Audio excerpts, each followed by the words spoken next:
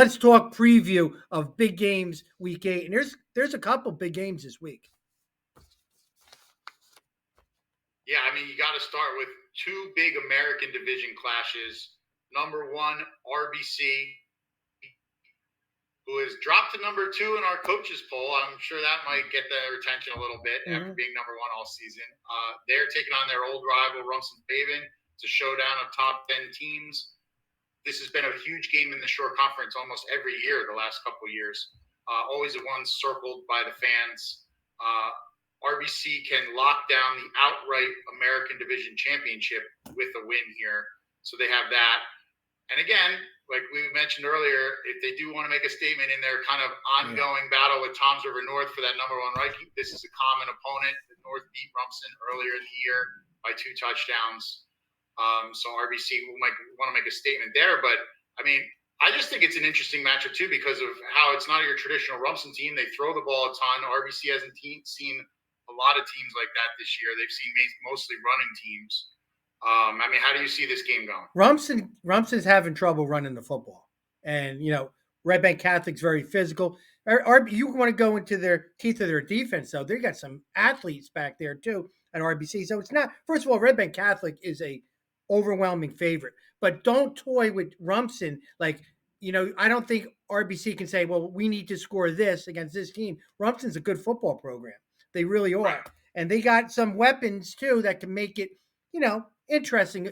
O'Toole at quarterback, Scott Venaccio and Nick Rigby at receiver are doing a really great job. I think this will be an interesting game for me for Rigby and Venaccio because of the star power at receiver on the other side, on RBC. That, with Najee Rahman and Manuel Ross, they're the attention getters, the big-time players. I think maybe those Rumson guys have a little chip on their shoulder to prove, we got some good receivers on this team, too. They did. Yeah, it's a very interesting game. 2 great programs. If Rumson... I think the real question is, and it's what every local team has tried to deal with, when RBC gets you in 3rd and long, if they jam up your run game, are you going to be able to handle Davin Bruton and, Lorenzo Portella, steaming up the middle at you in obvious passing downs to crush you, and make you get that ball out. And I think that no team really locally has been able to do that. Aiden Donahue's pretty good, too, off the edge. So, I mean, this is a game. It'll be an interesting, fun game to watch.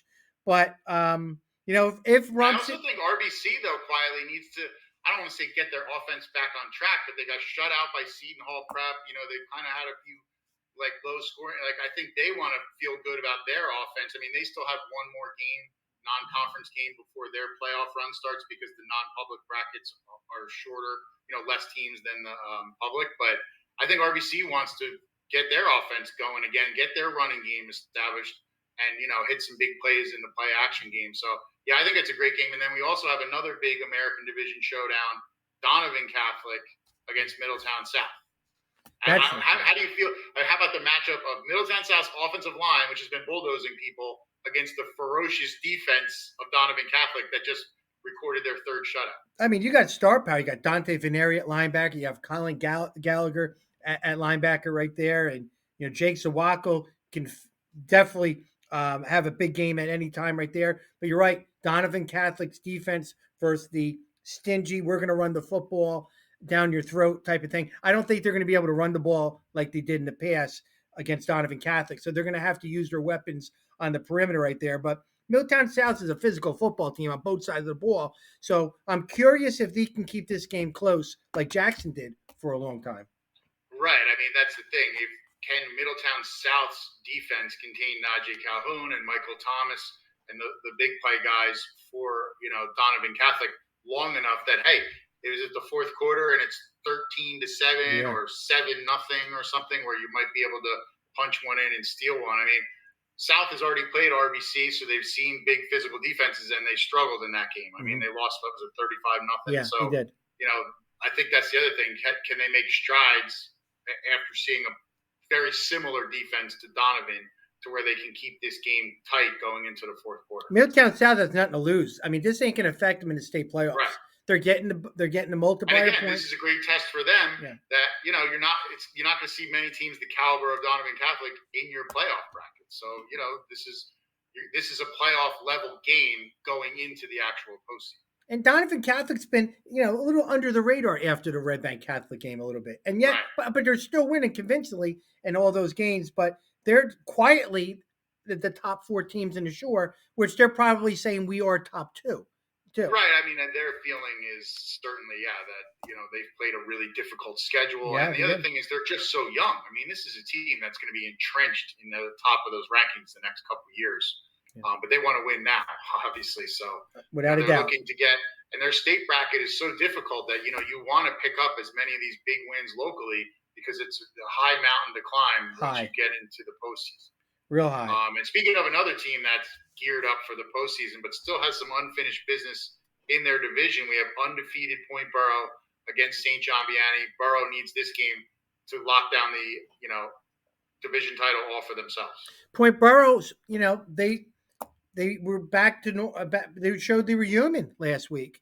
It was 7-0 with I think 4 minutes remaining in the half versus Barnegat. And credit to Barnegat, they were stifling a little bit, but their gains weren't going 80 yards. It was 6, 7, 6, and they were getting a little frustrated, according to Coach Saab, because the plays weren't going. They needed this game.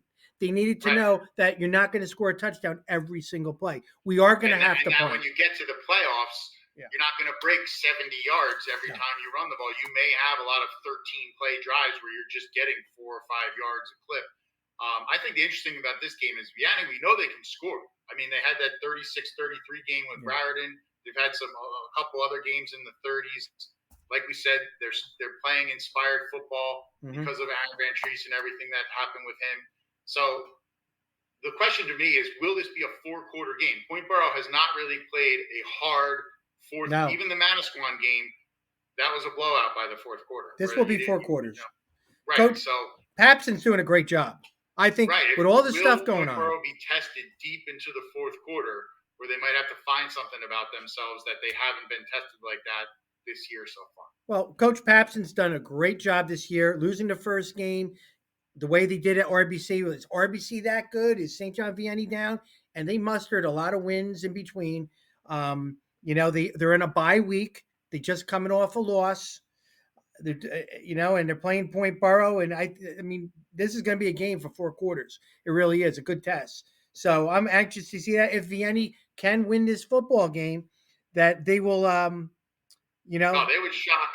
They would shock the entire state, St. John Vianney, if they won this game. And I'm not saying that because I don't think that they can't do it. It's just that's how good Point Boro has been. They have blown out every single team they have played. So, I mean, if Vianney, to me, is even locked in this game in the fourth quarter and it's a touchdown game or a 10-point game, I think that will open some eyes as it is. That's definitely an interesting game. And a game that became, I think, very interesting because of Marlboro's big win last week over Manalapan. They're playing another Freehold Regional District rival, Colts, who's looking to, again, lock down their division outright for themselves. But that just got a whole lot more interesting than if Marlboro's good enough to beat Manalapan. You think that should give them, a good chance against a really tough Colts Neck. Well, Colts Neck is a good team. People go, hey, there's nothing really sexy about Colts Neck. Well, first of all, there is. When you don't wins, they play great defense. They're physical, and they don't turn the ball over. And they also have a running back, Chris Scully, who's pretty good. But over 1,100 yards last week. So he's having a great season. Although last week was his first game being held under 100 yards. Yeah. So they're going to want to look to get that. But, their quarterback, Don Beninado, showed last week he can make plays, if they jam up the run game a little bit. But they're very good up front. They're very good on both sides of the football. And he's a good athlete. He can get out and throw on the run. So, it's really a question of, Marlboro, are they just going to ride the wave from last week of we had the best win we've had in almost 30 years, against an American division team that's faced a lot of other good teams. And Manalapan is a little bit similar to Colts Neck in that they play great defense, but they play a lot of low-scoring games with their offense. So maybe Marlboro. And the thing is, there's going to be other teams in that division watching that, getting the score updates on that game, because if Colts Neck loses, that leaves the door open for potentially a tie in that division. With Jackson, we'll get there in a second. But Marlboro and Colts Neck are splitting images how they play. Good defense. We run the football. We'll win on special teams. And Marlboro won that last week. Colts Neck's been doing that all season. It's going to be a quick game. Not a lot of passes. That leads to this. With a win by Marlboro, if Jackson can take care of a stingy Freehold Township, then Jackson can win the championship as co-champs. Yeah, with that. yeah, they would grab a piece of it. Yeah, so that's what I'm saying. It's a big incentive for Colts Neck for finish strong, and it's a big incentive for Jackson Memorial to get a win against a Freehold Township team. Again, that's having one of their best seasons. He's doing a great job, Corey Davis. Years. Corey Davies doing a great job. I mean, all of a sudden they're 5-3. I mean, he's come back from some tough losses and beat some games that probably most people didn't pick. I know you didn't pick them because I'm beating you in the game in our weekly picks. So, but he's doing a great job. Yeah, I gotta hack into your account and change up those picks. I got a doctor about another 3 or 4 wins on that, so I can even have a chance before the end of the season. Yeah. So coach is doing a great job at Freehold, and Jackson. I mean, and they had the sophomore quarterback in Nick Cardone had a great game last week against Manchester, 40-7 win. Chase Enlow again, their running back. Corey Davies, that we all know, he's always had the great receivers and the quarterback, but Enlow's really getting it done as a running back this year. Sophomore, you know, he had 3 touchdowns rushing that, 3 touchdowns last week. He's become a real weapon for them. So, you know, it's a dynamic offense against the Jackson team. You know, that just saw the Donovan Catholic defense, which, you know, shut them out. But again, is one of the best in the shore conference. But, you know, with Ty Man and quarterback and different weapons, I think a lot of that game, you know, is who's going to win up front. Because if Jackson can win up front, they're just going to sit on the ball and run the ball. Jackson's physical. They're physical. And how quickly people are forgetting that I did predict that they were going to flip their season. They were 3-6 last year. I said they're going to be one of the top sleeper teams. They're not a sleeper anymore. People know they're very good. They are ready for the state playoffs where Jackson's used to being in. They really are. Albert D'Alessandro is having an all-shore season. Remember that name. He's only junior too. Yeah, I saw him in the season opener against Brick Memorial. He had some just huge plays on special teams and returns, getting behind the defense, catching deep balls. Yeah, he's been a big addition to them that helps just stretch the field and give teams more, you know, to worry about as far as a big play for them. Now, a win with Freehold Township, they're already in the state playoffs. They can probably get to maybe a 5. I don't know if they'll be a 4, but they're going to move up that food chain a little bit with a big, healthy win against Jackson. So they got a lot to play for too, Freehold Township. Oh, absolutely. I mean, this is, you know, the season that they've been building up to, and again, this would be a real breakthrough when, you know, they've only won one playoff game in the history of their program. They've only played in 5. So yeah, to get a win here and vault themselves up to where they get like a 4-5 type game that might be, you know, a more evenly matched game in their bracket, potentially get another win. And again, they got some young guys, like we just said. Quarterback is a sophomore, the standout running back is a sophomore, so this could be a real springboard season for them if they can get this win and then take that into the playoffs. Ty Man too, we have to definitely mention him. He's having a great all-shore caliber season, you know, on the field and also on the sidelines, doing a great leadership. Ryan Fisher leads their O-line, D-line too, so they're going to have a lot to play for too, Jackson, because they don't just want to get into playoffs; they want to win it. They want to win it. All right, and then we also, you know, we got to talk about our newly minted number 1 team in the coaches' top 20. That's Toms River North, undefeated. They're just looking to lock down the outright division title against Middletown North. I mean, the real question, can anyone give Toms River North a game? They hung 70 on Toms River East last week. Middletown North showed they're up for the challenge. They went on the road, took undefeated Ocean team all the way to the brink. But, you know, can anyone even give Toms River North a 4-quarter game? I think that's the main question of this game. Yeah, they're rolling. I mean, they're averaging over 50 points a game. Defensively, they're ready for the state playoffs. Toms River North, of course, they got to beat a Middletown North team that really needs this game for the state playoffs. They need this game. Them losing last week and looking at their state playoff situation, they need to win this game and a lot of help probably to get in. So this is a hungry team that Middletown North is going to be putting on the field against a Tom River North team that's just rolling. Right. Yeah, and it's just weird because Tom's River North is number one in our our coaches poll now, I think. But I feel like they've been under the radar. They've been like sitting in the weeds where we haven't really been talking every week about Michael Ford and Pruitt and Kazanowski and all these guys because they're just blowing teams' doors off that are overmatched. So I think it'll be good to get back in playoff mode and focus on them again and what they're capable of doing. They're not playing 4 quarters either, those kids. Right. You have TJ Valerio, who's been playing the second half probably of 3 games. So, right. I mean, he's not – I mean, his numbers are like 4 carries for 85 yards, 3 touchdowns. Like, what does he do when he's getting – I think that, we'll find out maybe a little bit more about them this week if Middletown North can push them a little bit. And then speaking of another undefeated team, we have Ocean coming off the, emotional, hard-fought overtime win against Middletown North, against an RBR team, that Red Bank Regional team that's been kind of sitting in the weeds. Like, this game looks a little trappy to me where you could be looking forward to the state playoffs and RBR's been playing better and better every week and maybe they catch you. Granted, when you have Tyler Douglas on Ocean, their senior quarterback, like that, I don't think he's going to let that happen. And again, they want to still be undefeated going into the playoffs. So this matters to them. But, Red Bank has been playing better week after week. Coach Fallon's doing a great job at Red Bank. This is a must-win game for them to make the state playoffs. Must win. And if they could get this upset against the Ocean Township team that's rolling, they're not only will they get in the state playoffs, that would also create tri-champs with Brick Memorial if Brick Memorial could take care of Brick too, which would be a pretty unique thing right there. Red Bank's offense is really good. Their defense is kind of getting better, not great. Ocean Township's a tough offense to stop. It might be a bad mismatch on that side of the ball, but I think Red Bank's going to score some points against Ocean Township. Right. I mean, Middletown North showed you can run the ball on Ocean. They were able to consistently do that. So if Red Bank can establish that, it could be a very interesting game. Yeah. And then we move on to what was long dubbed the Battle of the Border, Raritan and Homedale, 2 old rivals that used to play on Thanksgiving. Homedale's winless.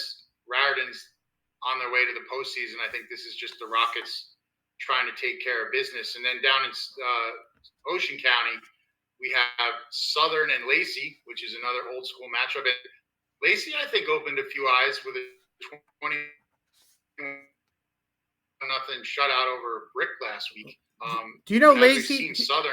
Lacey can make the state playoffs. A lot of preseason expectations. Scott, I'm sorry. Lacey could win, get in the state playoffs with a win, with a 2-5 record because they have a multiplier with Donovan Catholic, and them beating Brick vaulted them into a position for that because Southern will give them a lot of power points. Southern needs to win to get a higher seed in the state playoffs, and that's what they're looking for. So this is a big game for both teams. That game by Lacey last week increased the stakes of this game by a lot. Yep, for both teams. Yep, good. Raritan, I just want to throw two cents into one of the most what's the word I'm looking for? Unsung heroes, is Danny Calicari. The kid has scored touchdowns on kick returns, on rushing, receiving. He does it all, the guy, Danny. And he's battled ankle injuries early in the season. Is just kind of rounding back and forth. So to still do all that while kind of gutting through it. Yeah, he's definitely a key cog in that offense. I mean, we know Kieran Falzone is the workhorse back, and he's been one of the best in the shore this year. But Calicari is a crucial piece of that team. And now you talk about a Manalapan team coming off another heartbreaker. That team every single week plays into the fourth quarter. Every one of their games seems like it hangs in the balance in the last 3 minutes of the game. They had the tough loss to Marlboro on the last second field goal. Now they play a Wall team that it's hard to believe could fall to 0-7, still with Manasquan to play on Thanksgiving with a loss in this game. But, I mean, they're staring at it. What about this matchup? I don't know who they get in the consolation game, but them staring at a potentially winless season. Scott, this game has been talked about all summer. You have Eddie Guerreri, who coached at Manalapan, is playing now Manalapan in this game right here. So all the coaches have coached with each other, have a lot of respect for each other. Their helmets, the M and W is identical. You just flip it. right? If you look at their helmets, they have the same type of helmets too, except the M and W are different. You just flip it over, it's a Manalapan, flip it over, it's a wall. So there's going to be a lot of mutual respect on that football field. Eddie Guerreri's going to get Wall back without a doubt, without a doubt. He inherited a team that he had to do a little rebuild with, and he's got some horses up front, some linemen. Manalapan has played in some close games, have lost a couple of those games, and they need this win badly to get in the playoffs in a decent seed. They really do. A lot of emotion. And then you have Long Branch heading down to another winless team, Central, who just put up 33 points last week against Brick Memorial in that wild shootout. Mm-hmm. Long Branch didn't even play last week because of the forfeit situation with Neptune. Yeah. The threats of violence that the school officials said ended up canceling the game. So that's a tough thing for Long Branch to just practice all week and lose a game like that at the end where you don't even get a chance to play, and now you got to pick it right back up. No, they won the game. Central. They won the game. Yeah, I mean, they get the win, but it's like they didn't get to get out on the field and do it. No. So for them, this isn't one of those games that's going to get you a ton of points or anything. You just want to build some momentum for the postseason. And then you have an interesting game that I think Barnegat and Matawan. Matawan, again, can clinch the outright title in their division, but Barnegat can make things interesting and get a co-championship themselves, correct? If they win? Yeah, Barnegat came out of last week's game feeling pretty confident that they, resisted Point Boro for a good maybe half and maybe a series, let's just say with that. Now that they get to play for a piece of the championship. Matawan's looked really good all season, had a tough game last week as well as Barnegat did, and now they're going to be playing for the overall championship. Matawan's got a lot of skilled kids, young guys. I thought they were a year away. So them winning right now is a credit to Coach Graber, and Barnegat's excited. This is going to be I'll be at this game, Barnegat and Matawan, because there's a lot riding for Barnegat and also Matawan. State playoffs too. If Barnegat wins, they're in the state playoffs. They lose, they're not in. So everything's all on the table for them. Yeah, and Matawan has played some really close games in this division. It's not like they've blown this division out. I mean, Pinelands they had to beat in overtime. They had some other close games. So, I think this on paper looks like it should be a pretty hard-fought game. JoJo Bivens obviously trying to continue his school record-setting season for Barnegat. But, yeah, and it's also interesting because both teams are coming off playing high-level opponents. Yeah. Barnegat just saw a tremendous Point Boro team. Matawan just saw a tremendous Middletown South team. So they both, are coming off playing high-level teams. So, yeah, I think that to me is one of the more interesting games of the week, not between, top 10 level teams. And then you have the long-time Thanksgiving game. And then for a while, it was the first game of the season, the Battle of Brick between Brick Township and Brick Memorial. Well, we talked about when is the best time to play a rivalry game, beginning, middle, or end.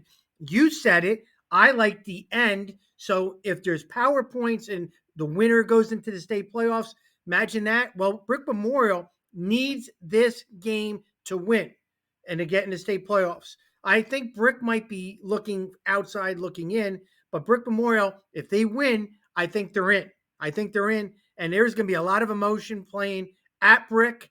Brick Memorial needs this win. Connor Dietz has thrown up some John Madden football numbers. Very interesting storyline. I'll be at this game too. Yeah, and that's why I think, you love these games because you tell me the Brick players wouldn't love nothing more than to wreck the season of their rivals and potentially knock them out of a playoff berth. I mean, that's what I love. You not only do you have the rivalry, you have real high stakes to it of like, are we going to be playing in a crossover game or are we going to be playing in a playoff game? Yeah, that's gonna be a fun game. That'll be a fun game to watch. And Brick's kind of owned Brick Memorial, recently. So this is, are they going to turn the switch a little bit and Brick Memorial say, we're going to start, winning these games and also moving to the state playoffs too. Manasquan, Monmouth. Manasquan's rolling, 3-game winning streak. They got all their dudes back, playing a Monmouth team who just lost a heartbreaker to Pinelands. I see Manasquan rolling on this and really kind of picking up a lot of momentum going into the state playoffs. Yeah, I think that's really what this is about. Just Manasquan getting another win, getting over 500, continuing to build steam. And then you have two teams that it's interesting because, this late in the season, you talked about it in the intro, how much, how hard are guys coming out? Are they mailing in the season? Are they still going out and playing hard? You have a Neptune team that can get their first win of the season against the Toms River South team that has one win. Mm-hmm. So to me, this is definitely kind of like a big pride game as far as and Neptune. That's a great program, and they did have an O for season not too long ago. The last thing they want is to have that happen to them again. So I think that's just one of these games where you're interested to see who comes out to play hard when neither team is going to the postseason. And then go ahead. Yeah, go ahead. You're right. Yep. And then I think then we talk about Jackson Liberty and Toms River East down in Ocean County. Again, another one of those games in that division where these teams are so evenly matched, it's really hard to call. Yeah, I mean, the East Jackson Liberty game? Yeah. Yes, yeah. I mean, Jackson Liberty's having one of their better seasons at 3-4. Toms River East, I thought was going to be a little bit better, moving down a couple of divisions to this division. So I think this is like a must win for Toms River East. If Jackson Liberty can steal a win here, I mean, credit to Coach Sharples, resurrecting this season right now and getting to 500 at the cutoff at 8. So I think this is a must win for Toms River East. And speaking of another team that wants to continue to make strides, you're talking about Pinelands playing Manchester. Pinelands could be 5-3 with a win here. I mean, that's the first time in a little while that they would have that many wins at this point of the season. They're playing competitive ball. Yes, they can get their 5th win, but their 3 losses, they also probably could have won 2. They're probably sitting. Right. I mean, yeah, they could very easily be going to try to be like 7-1. John Tierney and his staff is doing a great job playing competitive football there. In Manchester, they got off to that 2-0 start, and they were kind of an early story in the shore, but they've really struggled since then. They played a tough game against Barnegat. I think Coach Farrell's doing a good job there. He's building a culture there. He's getting there. The kids want to play for him.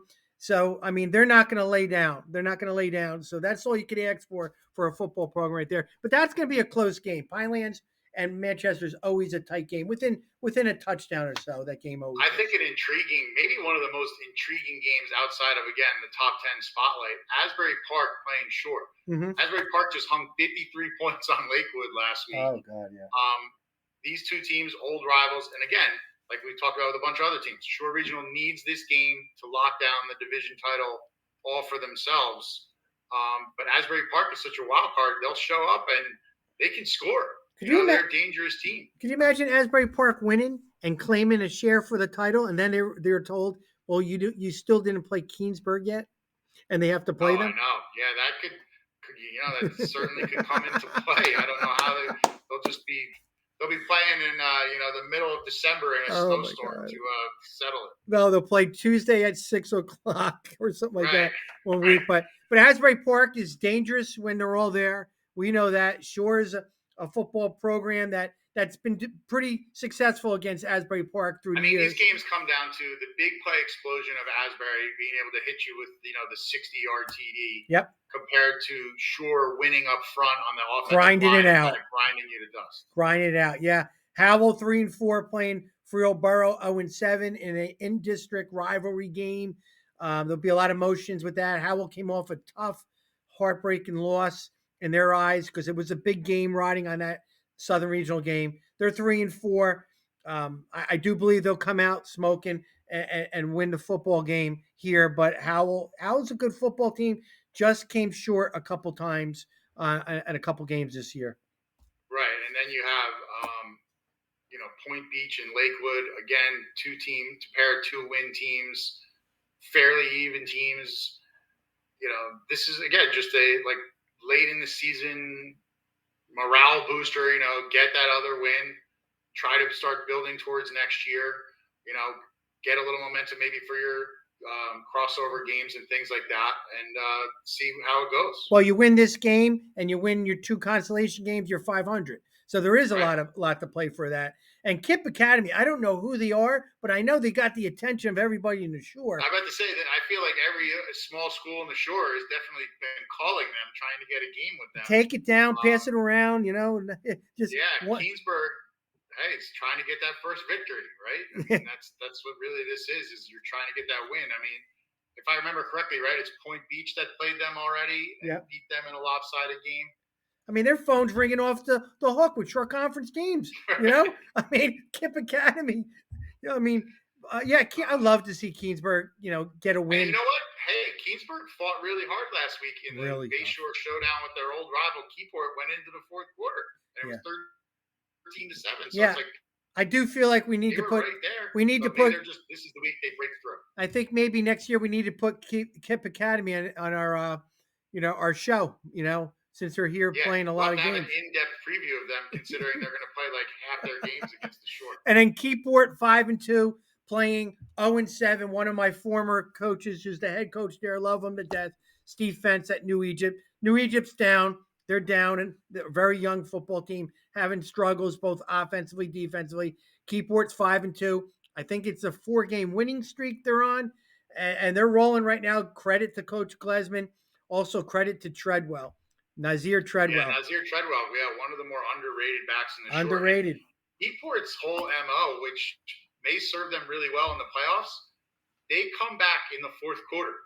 I think part of it is because the first 3 quarters they're not playing their best football, but that team's got a lot of heart. They've won 3 or 4 games where they were trailing or tied in the fourth quarter this year, so they know how to close. So that should serve them well. Ryan Burns, Kevin Fitzgerald up front are doing a great job, owning the line of scrimmage. So Keyport's just.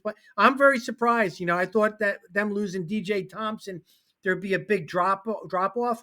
They're 5-2, and they could be 6-2 by the cutoff. Credit to their coaching staff and those players for not rebuilding, just reloading. Well, Scott, we're done. We're done with week 8. Next time we talk, playoffs. Playoffs? Season, baby. Playoffs? Can't wait. Playoffs? You ever see that commercial? I mean, that Yeah, Jim Mora. Jim Mora? I got to put that on my thing. Playoffs? Can't wait. Playoffs and constellation games, and we're going to see who opts out. Breaking down the brackets. We'll have everything will be official and real by this time next week. We're gonna have some fun. All right, we're good.